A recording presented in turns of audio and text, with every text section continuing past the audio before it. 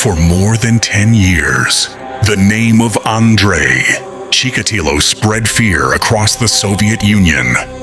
The killings seemed random, brutal, and unstoppable. Dozens of investigators had failed to identify the man behind the nightmare. But by late 1990, a small group of detectives had narrowed their search to one quiet, gray-haired man from Rostov. They observed his habits carefully, loitering at bus stops, approaching young women, speaking softly, then quickly walking away if refused.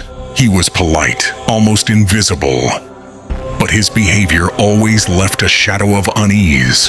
When officers finally approached him, he offered no resistance. He even smiled faintly as if nothing unusual had happened. At first, they could not prove anything. He denied all accusations, claiming he was being persecuted for no reason. Yet every small piece of evidence began to close in. Fibers, fingerprints, his knowledge of certain crime scenes, all connected him to the murders. After several days of interrogation, the mask broke. His voice cracked, and he began describing in disturbing detail what he had done. There was no emotion, no remorse. He remembered every victim, every forest path, every date. For the investigators, it was like listening to evil describe itself. Cold, precise, and terrifyingly calm. The arrest of Andrei Chikatilo ended one of the most horrific manhunts in Soviet history. But for the families of the victims, justice was only beginning. The courtroom in Rostov was filled with tension. Dozens of families, journalists, and curious citizens crowded together to see the man whose crimes had haunted the nation. For his own protection, Chikatilo was kept inside an iron cage, a symbol that separated him from humanity. Throughout the trial, he tried to manipulate the process. Sometimes he screamed, sometimes he laughed, sometimes he pretended to be insane. His eyes shifted constantly, never showing real fear, only frustration that he was finally caught. Psychiatrists examined him for months, debating his sanity. The results were clear. He fully understood what he was doing. His killings were not impulsive. They were planned with precision and carried out with terrifying calmness. When the verdict was announced, the atmosphere in the room exploded with emotion. Families cried and shouted. Others stood in silence. The judge declared him guilty of dozens of murders and sentenced him to death. Chikatilo listened without reaction. He did not ask for mercy. He did not look at the victims' families.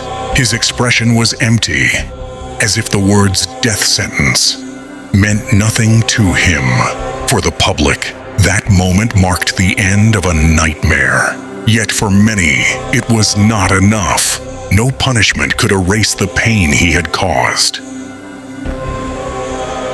In February 1994, the final chapter closed.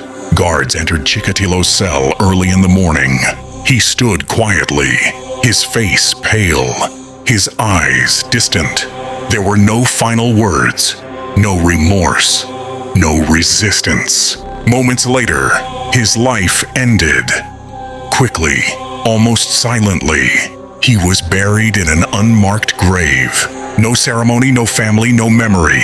The man who once hid behind the image of a teacher and father vanished into the ground, leaving behind only fear and unanswered questions. But the legacy of his crimes did not die with him. His case changed how investigators approached serial killings. It forced the system to acknowledge that such crimes could exist, even in a society that denied them. Psychological profiling, forensic science, and interagency cooperation all began to evolve because of him. To this day, Chikatilo's story remains a dark mirror.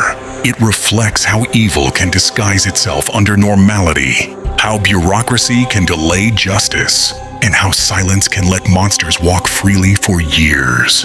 The execution ended a life, but it did not end the horror he had created. His name still echoes as a warning. Monsters are not born. They are made, often by the very society that fails to see them.